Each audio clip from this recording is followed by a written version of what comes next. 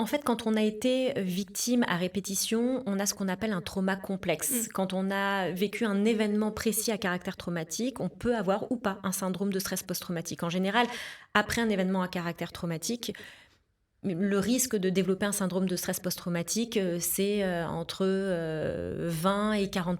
Ça dépend. Ça dépend de la prise en charge, ça dépend de si la personne a déjà été exposée à d'autres événements à caractère traumatique, si elle a été fragilisée par ces événements-là ou si au contraire elle a été endurcie par les épreuves. Ça dépend aussi de ses capacités de résilience.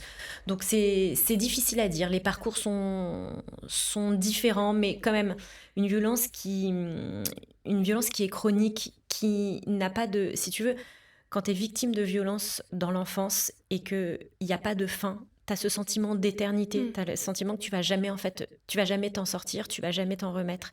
Et ce type de violence, elle crée aussi un mécanisme très pervers, c'est qu'elle crée parfois des schémas de répétition. Quand enfant, on a été maltraité, quand on a été battu, on peut être un adulte qui pense mériter, avoir mérité ces coups-là, qui pensent ne pas pouvoir faire des rencontres différentes que des rencontres violentes qui vont assujettir, dominer, maltraiter. Et donc il peut y avoir ce pattern de répétition qui fait rejouer encore et encore et encore, tant qu'on n'en a pas pris conscience, la violence qu'on a déjà subie pendant des décennies étant enfant.